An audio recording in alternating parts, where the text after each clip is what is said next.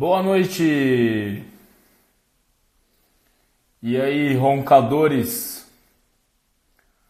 Boa noite, boa noite. Tá bom o som?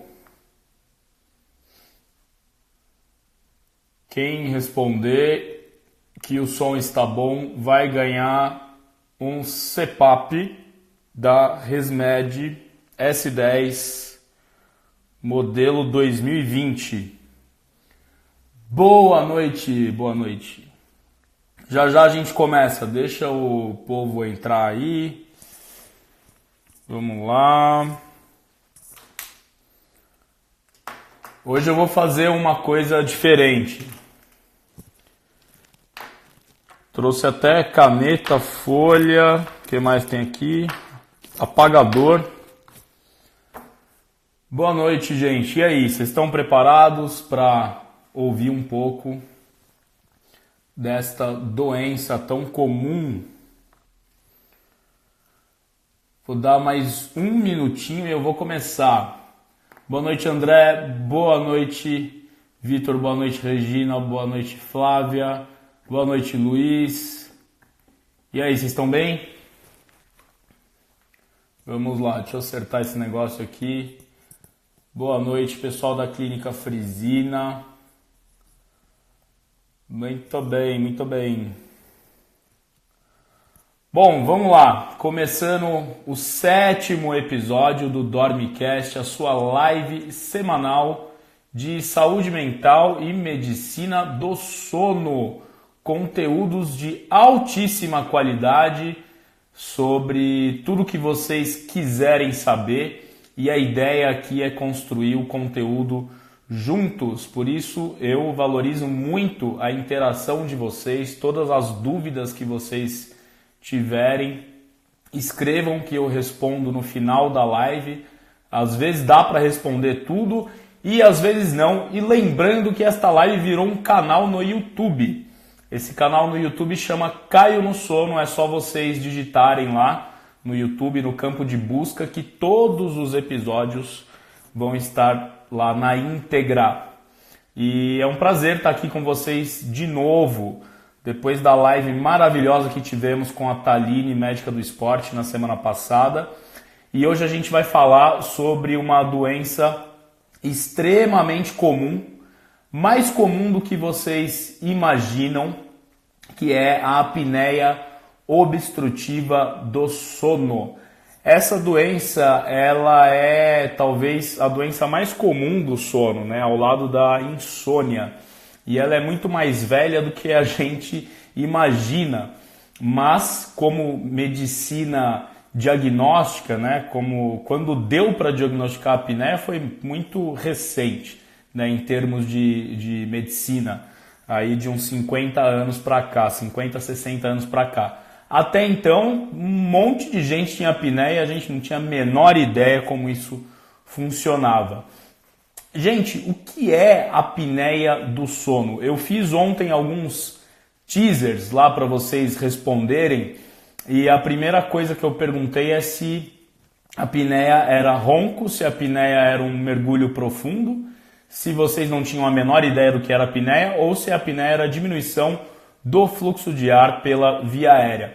A maioria respondeu que a apneia era ronco e uma outra grande maioria respondeu que a apneia é a diminuição do fluxo de ar pela via aérea superior. E quem respondeu essa alternativa ganhou eu não sei o que ainda, mas porque essa é a resposta certa.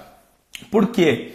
Ronco é um sintoma de apneia, mas nem todo mundo que ronca tem apneia. E o inverso também é verdadeiro, nem todo apneico tem ronco. Isso é muito, muito importante. O ronco e a apneia podem ser diferentes espectros aí de uma mesma doença. Portanto, o ronco é um sintoma, um sinal bastante importante, ou um alarme aí para a gente alertar aquele familiar, a namorada ou namorado que está roncando para investigar, porque o ronco, ele em algumas situações não pode ser normal. O ronco é normal quando a gente está muito cansado, Quando a gente faz um uso aí abusivo de álcool, ou quando a gente dorme em alguma posição, principalmente a posição supina, que é de barriga para cima, o ronco ele pode acontecer. Portanto, não é todo ronco que é patológico, ou seja, não é todo ronco que significa doença. Mas, Caio, que raios é a apneia do sono? A apneia do sono, como eu disse nesse teaser, é uma diminuição do fluxo de ar pela via aérea superior, ou seja, o problema não está no nariz, o problema não está nos seus seios paranasais, o problema não está aqui no seio frontal, o problema está na garganta, via aérea superior, lá pertinho da base da língua, na hipofaringe, nesta região aqui, que a olho nu a gente nem consegue ver. Então, essa região ela é naturalmente muito estreita. Tive um grande professor aí na residência que falava o seguinte, que foi um erro da evolução, porque a nossa garganta ela é muito estreita. Tanto é que é aceitável você ter um determinado número de apneias por noite, isso eu vou explicar mais pra frente, porque isso aqui, a chance disso aqui entrar em colapso e obstruir o ar não passar é enorme, isso é natural da gente. E a apneia acontece no sono, chama apneia do sono, né? Então ela acontece durante o sono. O que acontece durante o sono? Eu não sei se vocês se lembram lá do primeiro episódio desta live maravilhosa que eu falei que durante o sono existe um relaxamento muscular que é natural do ser humano. E dependendo da fase do sono que você está, esse relaxamento muscular ele pode ser maior ou menor. E o relaxamento muscular acontece em praticamente todos os músculos do corpo, inclusive os músculos que rodeiam esta região aqui da via aérea superior. Então, no sono, a chance da garganta fechar ela é ainda maior. Quem tem apneia obstrutiva do sono tem um fechamento patológico, ou seja, um fechamento excessivo, e isso vai provocar algumas consequências. As principais causas da apneia hoje na atualidade, sem sombra de dúvida, a primeira é a obesidade. E por que obesidade? Na obesidade você tem um acúmulo de gordura, e esse acúmulo de gordura ele ocorre também na região cervical e dentro da língua. A língua é um grande músculo, vocês não veem aí nem 10% da língua, a língua é deste tamanho. E este acúmulo de gordura nos obesos, ele também ocorre ali dentro do músculo da língua. Eu não sei se alguém aqui gosta de churrasco, mas se você cortar a língua de uma pessoa gordinha, uma pessoa obesa, ela é igual aquele marmoreio daquele bife maravilhoso chamado wagyu, ou sei lá o que, essas coisas maravilhosas que a gente coloca na churrasqueira. Ou seja, a gordura entra no músculo e a língua fica maior do que a boca. Não é uma piada. A língua fica maior do que a boca e quando você se deita, este grande músculo que está aí imerso em gordura, ele vai relaxar e vai obstruir a via aérea, provocando a apneia. Caio, é só obeso, é só gente que está acima do peso que tem apneia? Não, eu tenho muitos pacientes magrinhos que têm apneias gravíssimas. Por quê? Não é só acúmulo de gordura cervical, não é só aumento da língua em relação à cavidade aqui da via aérea superior, porque existem pessoas que têm uma anatomia desfavorável. O que eu quero dizer com isso? A forma da via aérea e a maneira como esses tecidos moles se organizam dentro dessa via aérea não é muito favorável à passagem do ar. Então, às vezes você vê pessoas magrinhas tendo apneias super graves porque elas têm um defeito, entre aspas, anatômico. E aí, quando elas se deitam e dormem, essa via aérea tem uma chance muito maior de entrar em colapso e de fechar, certo? Por que a apneia obstrutiva? Porque é como o próprio nome diz, uma obstrução à passagem do ar. E como que a gente descobre isso? A gente descobre isso fazendo um exame, que é o padrão ouro para o diagnóstico da apneia, que é o exame do sono, a nossa polissonografia. Tá, Caio, mas como é que a gente consegue ver? E aí é que vem a surpresa desta live hoje. Eu comprei uma prancheta e uma folha, porque eu vou mostrar para vocês como funciona uma polissonografia ao vivo. Isso é um privilégio, olha lá. Então esta aqui é a minha pranchetinha e esta aqui é a minha caneta. Eu nunca fiz isso na live, então se der errado, por favor, deem risada, contem alguma piada, enfim, para a gente se distrair. Bom, como a gente está lá no exame da polissonografia, a gente vê isso aqui. Então, inspira, expira. Inspira, expira, inspira, expira, certo? Então esse aqui, puta, ficou torto, hein?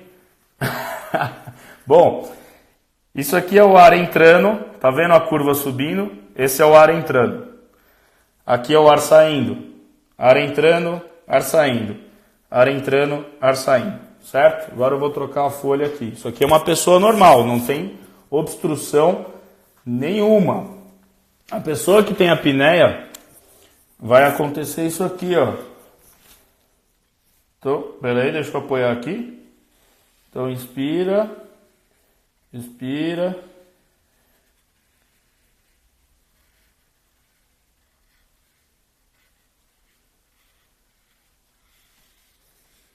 Certo?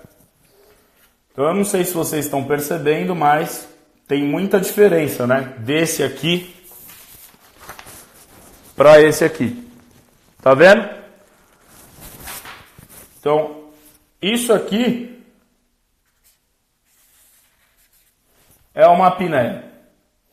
Então, neste momento, o ar não passou direito pela garganta.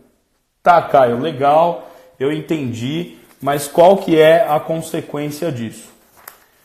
É agora que vem a parte mais legal, porque o maior problema da apneia não é você parar de respirar, é o que acontece com o oxigênio. Então eu vou desenhar aqui para vocês entenderem.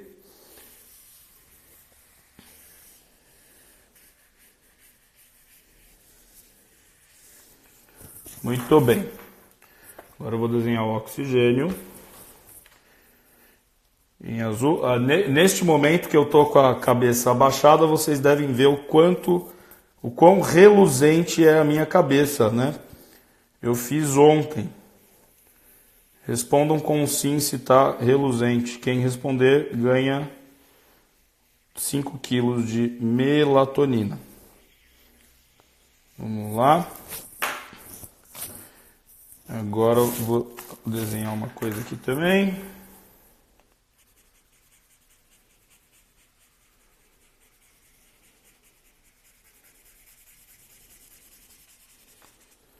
Muito bem.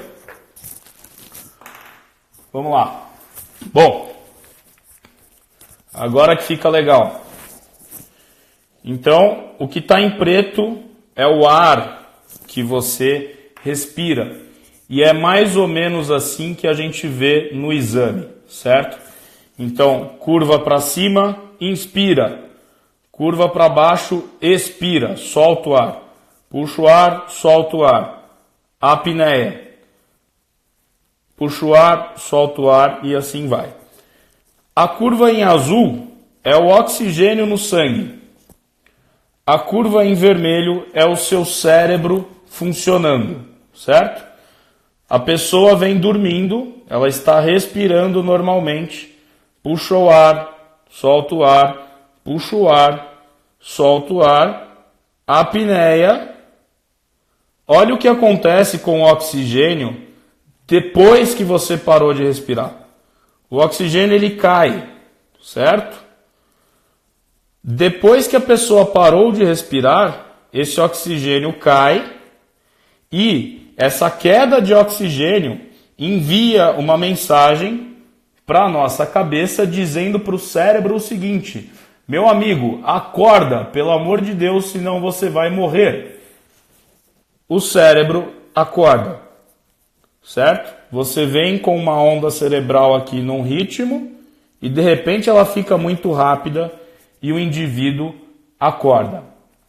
Gente, isso aqui, vamos supor que isso aqui tem mais ou menos uns 40, 50 segundos. Eu estou falando para vocês um evento de apneia.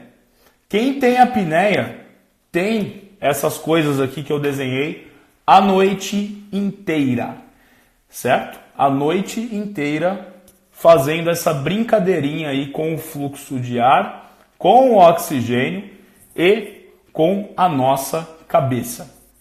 Quando o oxigênio cai, a tendência é que o nosso corpo entenda o seguinte: bom, o coração ele está muito preguiçoso, ele não consegue bombear oxigênio para o corpo, porque o oxigênio ele vai ficar oscilando, toda vez que para de respirar, desce, aí volta, aí depois para, desce de novo e volta, isso a noite inteira. Então o corpo vai entender que ele precisa fazer com que o coração trabalhe mais. Então toda vez que a saturação de oxigênio, a quantidade de oxigênio que tem no sangue fica oscilando, o coração bate de forma errada, certo? Então o trabalho cardíaco, o trabalho que o coração tem que fazer para compensar todas essas apneias é muito forte. Imaginem vocês isso acontecendo uma noite, 2 noites, 3 noites, 4 noites, 5 noites, 1000 noites, 10.000 noites. O indivíduo fica anos e anos fazendo essa brincadeira com o corpo dele. Chega uma hora que o coração não aguenta. O coração é uma bomba e ele tem um prazo de validade, pelo menos por enquanto. Não sei o que vai acontecer num futuro próximo, mas por enquanto o nosso coração tem um prazo de validade e aí chega uma hora que ele entra em falência. A pessoa começa a ter pressão alta, começa a ter arritmia, a chance dela infartar fica maior, a chance de ter um derrame fica maior, a chance de ter um diabetes tipo 2 fica maior e a coisa fica bem complicada. Nossa, Caio, a apneia está relacionada a tudo isso que você falou? Sim, meu amigo, a apneia é uma coisa que arrebenta com o seu corpinho. Portanto, não brinque com a apneia do sono. E aí vocês vão me perguntar o seguinte: tá, Caio, eu entendi. Então a pessoa está acima do peso, ela ronca, ela tem uma queixa aí de sonolência diurna, ela tem uma queixa de sensação de sono insuficiente. Então, dormiu, acorda e fala: puxa, parece que eu não dormi nada. O parceiro ou parceira de cama olha e fala: putz, ela tá respirando mal à noite, ou dá aquele engasgo, é mais ou menos assim. Aí acorda, né? Então essa é a apneia que o marido ou esposa vem. E tem dificuldade de memória, de concentração, né? Bate o carro porque dormiu no trânsito, não consegue trabalhar direito e começa a ter uma série de complicações. O tempo médio, para vocês terem uma ideia, eu estava discutindo isso aqui no consultório hoje à tarde, o tempo médio para você fazer um diagnóstico de apneia do sono varia muito entre os estudos, mas pode variar aí entre 2 e 11 anos. O que eu estou querendo dizer com isso? Uma pessoa começa a roncar, começa a ter sonolência diurna, começa a aumentar o peso, começa a ter complicações aí no seu dia a dia, ela demora para fazer o diagnóstico de apneia do sono mais ou menos aí de 2 a 11 anos, dependendo do estudo que você pega. E aí vocês vão me perguntar o seguinte: Caio, por que demora tanto? Gente, a primeira coisa que a gente tem que pensar é que a gente é uns bando de vagabundo. A gente não procura médico, não procura fono, não procura fisioterapeuta, não procura nutricionista, não procura absolutamente ninguém que pode ajudar no nosso cuidado da saúde quando deve procurar. Então, um dos motivos é demora para procurar ajuda porque acha que aquele sintoma é absolutamente normal. O ronco, tem família que o ronco vira tipo uma atração temática, assim, é normal o tiozão roncar, é normal a criancinha que está acima do peso roncar. Então, isso definitivamente não é normal. Não é normal uma criança roncar, pelo amor de Deus. Não é normal uma pessoa roncar a noite toda e ficar sonolenta no dia seguinte. Então, o primeiro motivo é demora para procurar ajuda. O segundo motivo é acesso. Às vezes o médico que está lá na ponta tem até boa vontade, mas lá na cidade, lá nos cafundó do Judas, não tem exame de polissonografia disponível. E aí você fica numa sinuca de bico, né? E o terceiro motivo é a falta de conhecimento dos profissionais de saúde que a apneia do sono existe. Acreditem se quiserem, isso acontece. As pessoas, inclusive profissionais de saúde, não sabem que a apneia do sono existe. Para vocês terem uma ideia, hoje, eu olhei aqui hoje, o censo de São Paulo, aqui está falando que São Paulo tem quase, a cidade de São Paulo, não estou falando a região metropolitana, a cidade de São Paulo tem mais ou menos de 12 a 13 milhões de habitantes. Para vocês terem uma ideia, a gente estima que desses 12, 13 milhões de habitantes, cerca de 4 milhões têm apneia do sono. É isso mesmo que vocês ouviram. 4 milhões de pessoas têm esta bendita doença, certo? E muitas delas ainda não estão diagnosticadas corretamente. Então, o diagnóstico correto é feito com o exame do sono. Qual exame do sono? E isso que eu vou falar vale para o profissional de saúde e vale para você também leigo, para você não ficar aí rodando de clínica em clínica fazendo coisa que não precisa. Se você tem uma suspeita que é exclusivamente a apneia obstrutiva do sono, você não precisa dormir num laboratório do sono com um monte de fio na cabeça e vai chegar em casa traumatizado, certo? Basta você pedir para o seu médico, olha meu filho, coloca um oxímetro, aquela coisa que mede o oxigênio no sangue no meu dedo, eu vou dormir com este negocinho e isso aqui vai dizer se o meu oxigênio está oscilando normalmente durante a noite ou não. E isso já dá para ter uma ideia se o cara tem apneia ou não. O que eu estou querendo dizer com isso? Chega um paciente na sua frente que tem cara, cheiro e cabelo de apneia, não precisa pedir um exame completo, basta pedir uma oximetria noturna, certo? Então o cara que está acima do peso, que está roncando, que tem sonolência diurna, que tem pressão alta, que tem diabetes, que está com dificuldade de concentração, que está com alteração de humor, basta pedir esse trocinho e você já tem tudo que você precisa. Existe também a polissonografia que você faz em casa, a domiciliar, que são montagens muito mais simples do que a do laboratório e isso já é o suficiente para você fazer o diagnóstico, porque essa montagem mais simples, você só vê a parte respiratória, você não precisa ver o que está acontecendo de onda cerebral. Tá? Então existem métodos mais simples, não é todo mundo que precisa ir ao laboratório.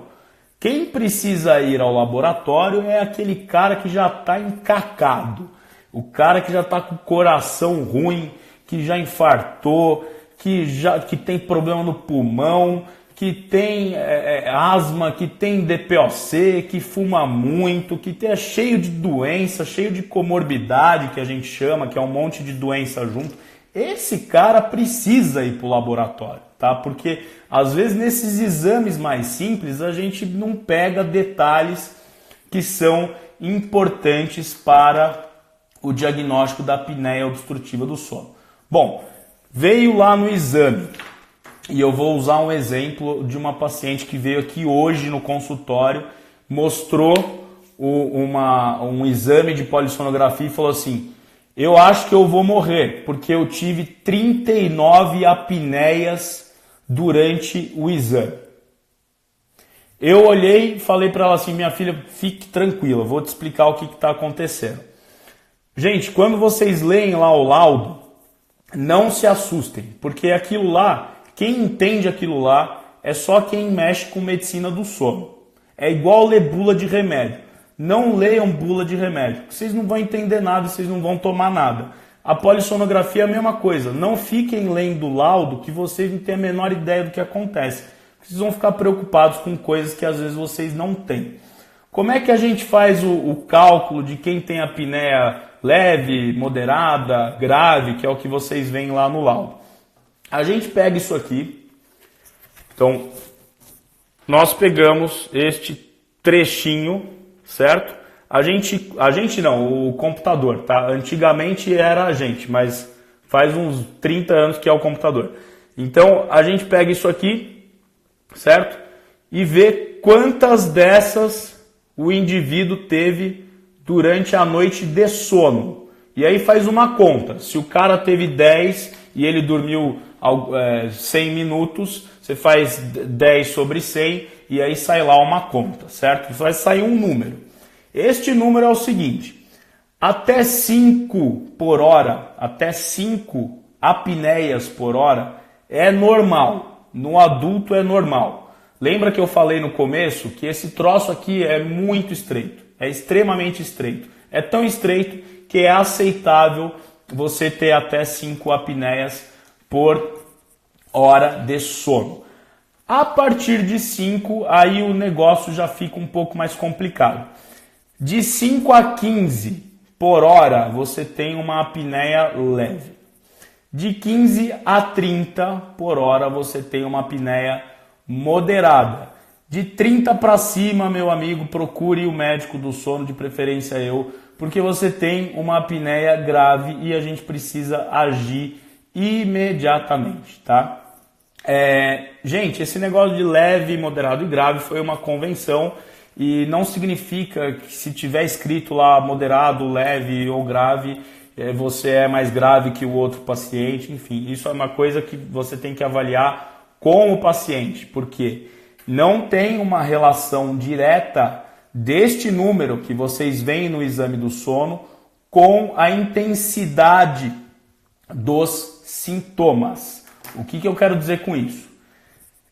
Tem muita gente que tem uma apneia leve, lá tem um númerozinho 8 por hora, uma apneia leve, e tem muito sintoma. O cara tem muita sonolência, tem muita dificuldade de memória, alteração de humor, etc, etc, etc.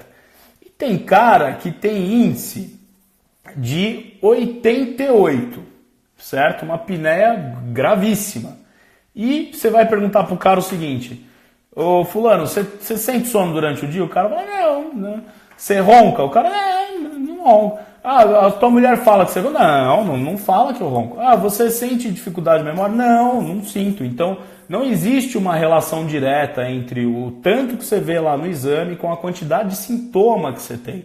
Então, você vai ter que unir as duas coisas para definir o melhor tratamento para aquele paciente, certo? Vamos fazer o seguinte: como é que trata este negócio? A primeira coisa é mudança de estilo de vida.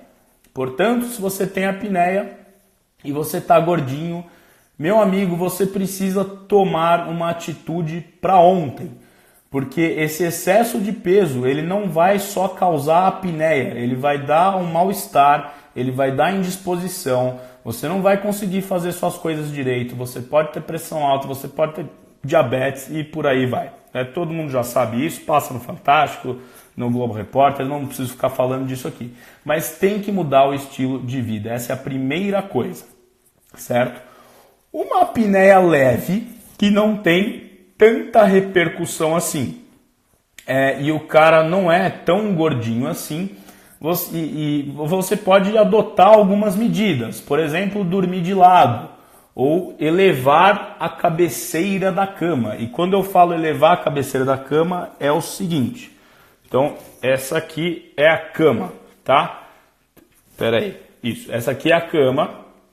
Elevar a cabeceira da cama não é colocar mais travesseiro, certo? E tá errado. Colocar mais travesseiro vai piorar a apneia, vai piorar, certo? Então, você elevar a cabeceira da cama é colocar um calço aqui, outro calço aqui. Caio, qual é a altura? 15 centímetros. Acabou. Teve um estudo lá que a gente fez no Encore e a gente definiu isso, eu não vou discutir. Então, 15 centímetros aqui, 15 centímetros aqui e a cama vai ficar assim, certo? Isso já pode melhorar muito o ronco e a apneia, certo?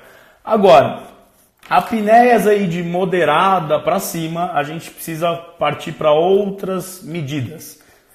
Existe uma coisa que chama aparelho intraoral de avanço mandibular.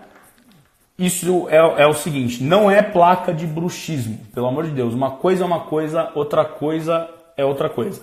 O aparelho de avanço mandibular é o dentista do sono que faz.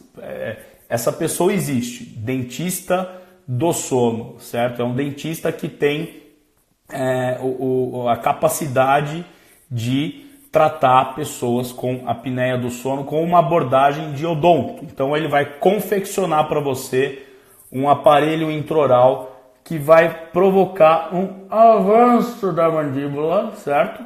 Então a mandíbula vai para frente, isso vai empurrar a base da língua para frente e aí você não vai ter obstrução da via aérea superior. Então tem que marcar consulta com o dentista do sono depois da avaliação médica e aí as pessoas vão trabalhar em conjunto, tá? Uma outra opção é o famoso CPAP. Aí só um parênteses, tem uma curiosidade do CPAP que eu sempre falo nas minhas aulas e palestras, que quem inventou o CPAP não foi um otorrino, não foi um cirurgião, ele era um pediatra, o Sullivan. Procure aí no Google Sullivan, ele era um pediatra e lá em 1980 na Austrália ele inventou o bendito CPAP e hoje ele está milionário, né? Está muito melhor que a gente, mas vamos lá. O CPAP é uma sigla em inglês, que é pressão positiva de via aérea contínua, certo? É uma sigla em inglês. Então o CPAP, ele não vai jogar oxigênio para você, ele não vai jogar nitrogênio, não vai jogar hidrogênio, isso eu já ouvi de muitos pacientes. O CPAP, gente, é um aparelhinho que vai pegar o ar que está no ambiente e vai pressurizar. Ele vai jogar esse ar sob pressão na sua via aérea e isso vai manter a sua via aérea aberta, certo? Ou seja, quando você estiver dormindo, a sua via aérea não vai ser obstruída. Portanto, o CPAP só funciona quando vocês estiverem dormindo. Eu já tive paciente que começou a usar o CPAP de dia e falou assim, não está funcionando. Eu falei, é lógico, você está acordado. Então, o problema é um problema que acontece no sono. Então, o CPAP ele tem que ser usado durante o sono, certo? Aí está uma outra questão.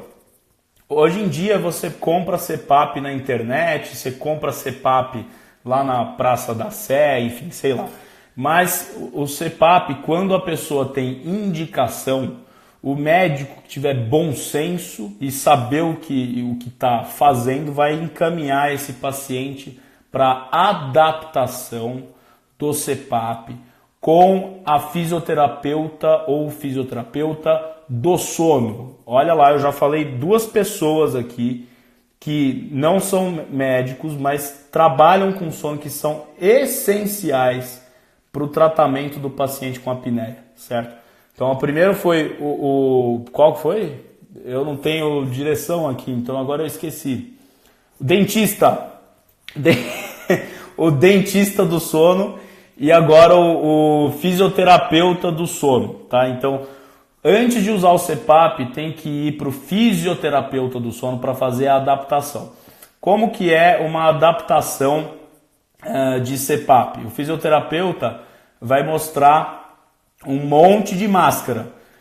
Máscara comprida, máscara pequena, máscara que é maiorzinha aqui do lado. Então assim, ele vai mostrar um monte de modelo, vai deitar você lá numa caminha, vai ficar umas 2 horas e meia lá testando essa máscara, testa aqui, testa ali, e aí ele vai ver a máscara que fica melhor e a pressão que o aparelho vai jogar, o modo que o aparelho vai funcionar, isso já é uma coisa que não vale para essa live, isso vai ser definido aí junto com o fisioterapeuta e junto com o médico e vai depender muito do paciente, certo?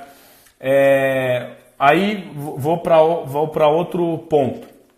Esse acompanhamento ele vai ter que ser feito periodicamente pelo fisioterapeuta e pelo médico do sono para que as coisas corram muito bem.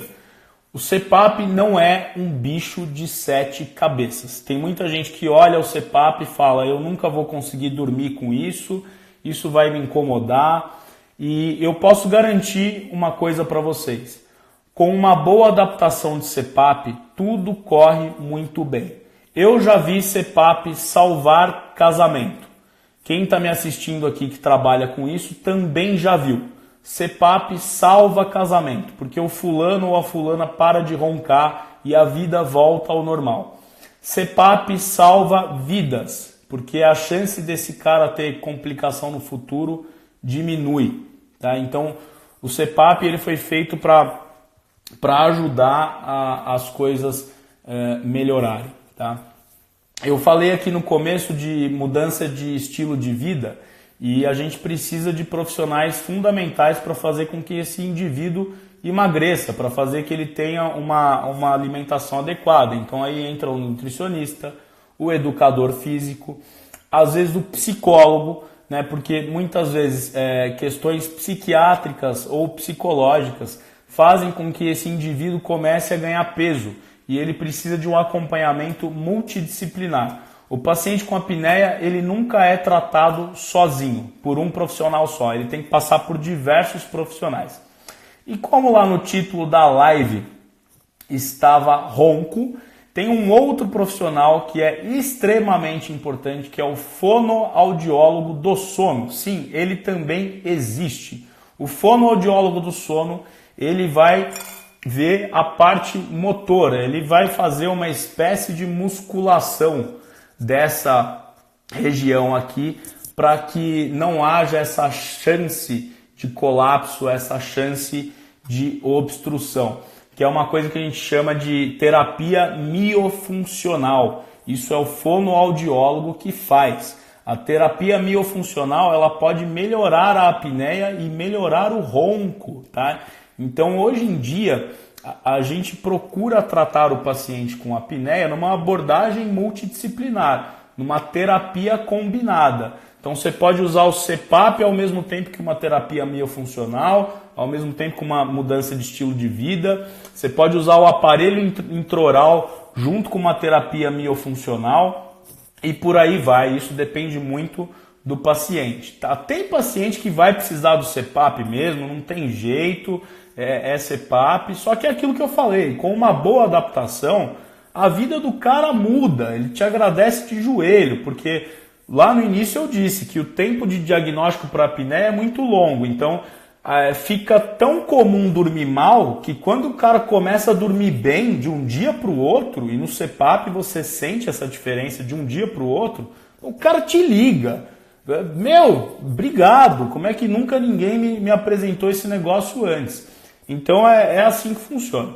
E agora vamos partir para a parte cirúrgica, que isso eu vou entrar mais na seara aí dos otorrinolaringologistas, que é um outro profissional do sono que está habilitado, aí, se ele tiver uma formação de medicina do sono, sabe indicar bem um tratamento cirúrgico, certo? A cirurgia, gente, a rigor, ela nunca é assim a primeira opção, tá? Até porque os estudos, eles são um pouco controversos assim em relação, a cirurgia para apneia funciona, não funciona, vai depender muito do estudo, vai depender muito do paciente. Tem que ter um profissional que sabe o que está fazendo, porque são cirurgias extremamente complexas, um pós-operatório extremamente complicado, então o cara tem que saber o que ele está fazendo. Tá? Então a cirurgia em casos muito específicos, né? Se o problema anatômico ele for muito evidente, né? Se tiver muito tecido ali, aí tem uma série de classificações que a gente usa para definir isso e a gente tem que procurar o otorrino. O otorrino é fundamental na avaliação do paciente com apneia do sono, porque ele vai ver se não tem uma indicação cirúrgica, né? Uma outra coisa importante, eu vou até aproveitar isso, a Bruna perguntou sobre os sintomas nasais, se isso tem ou não a ver com a apneia. Gente, tem, principalmente em criança. A principal causa de apneia em criança é a amígdala grande, tá? Então, criança roncando é igual ao otorrino, não tem nem discussão. Fia a faca nessa amígdala e acabou o problema, tá? Agora, em adulto, você tem que ter uma avaliação em conjunto, né? O otorrino, com o médico do sono, para ver até que ponto esse problema anatômico está piorando ou não a apneia. Quem respira mal pelo nariz vai ter muita dificuldade para se adaptar, por exemplo, ao CPAP. Então, porque as máscaras que a gente usa, a rigor, elas são máscaras nasais. Elas só cobrem o nariz. Máscara, nariz e boca não funciona e quando funciona só em situação muito específica, tá? Então a máscara é nasal. Então pensa comigo, se você tem um cara que não respira muito bem pelo nariz, que fica o tempo inteiro, que nem aquele anão lá da Branca de Neve, que agora que eu esqueci também o nome, não tenho produção, mas quando eu tiver essas coisas não vão acontecer. Mas é aquele anão que fica assoando o nariz toda hora, esse cara não vai saber usar o CPAP. Tá? Ele não vai se adaptar ao CPAP. Então tem que tratar o nariz primeiro para depois usar o CPAP. E em algumas situações, isso, a TIM. E aí, em algumas situações, a anatomia aqui dentro pode até piorar o ronco, dependendo do que está acontecendo aí dentro. Mas volto a dizer, tem que ter uma avaliação muito criteriosa do otorrino para fazer a cirurgia, certo? Muita gente fala aí, não, eu tive apneia, aí meu médico pediu para eu fazer o septo e a concha nasal. Gente, não vai resolver muita coisa, porque o problema da apneia está aqui, não está aqui, tá? Então tem que ter uma avaliação mais criteriosa. Consequências da apneia, aliás, antes, tá? A apneia, lembra que eu falei, em São Paulo tem mais ou menos 4 milhões de pessoas que têm apneia, ou seja, se tem 3 pessoas me vendo aqui, uma tem apneia, então altamente prevalente. É mais comum em homem, com certeza, mas depois que a mulher passa da menopausa, a mulher empata com o homem, tá? Então, independente do peso, enfim. E a apneia, em geral, vai piorando com a idade, tá? Então, sintoma, a gravidade, complicação. E em criança, a causa mais comum é a amígdala grande e em adulto, obesidade ou a idade, tá? Por que mulher pós-menopausa tem mais apneia ou tem uma tendência maior de ter apneia? Porque no pós-menopausa os hormônios ficam todos desregulados e tem um em específico que controla o tônus, né? O tônus muscular, o tanto que isso aqui consegue ficar aberto. E aí a mulher não tem esse hormônio e a musculatura fica mole e aí a chance de ter apneia é maior. A apneia não tratada aumenta muito a chance de infarto e de derrame, eu já falei.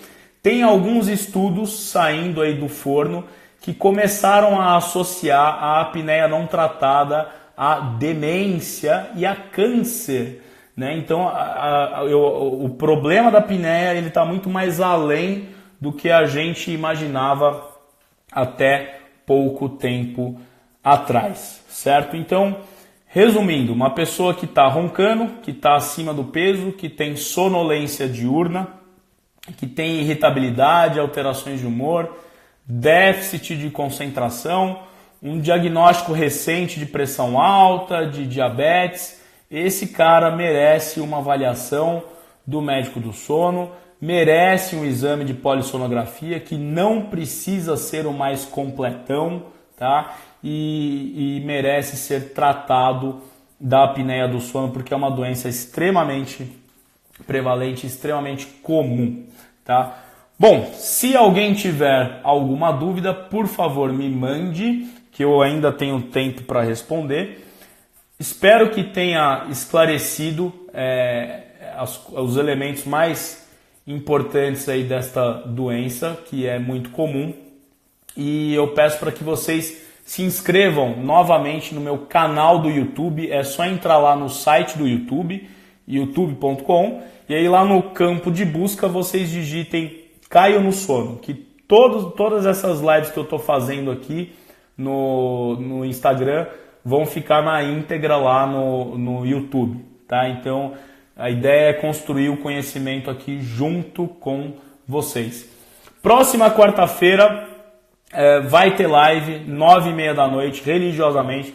Na próxima quarta-feira eu vou ter um convidado e eu não vou dar spoiler, portanto fiquem ligados porque vai ser muito, muito bacana. Obrigado a todos que tiveram a paciência de me assistir. Quem ainda tiver dúvidas, mandem aí no direct, que eu acho que é aqui do lado, que eu esclareço para vocês. E até semana que vem. Muito obrigado. Boa noite, hein? Durmam bem.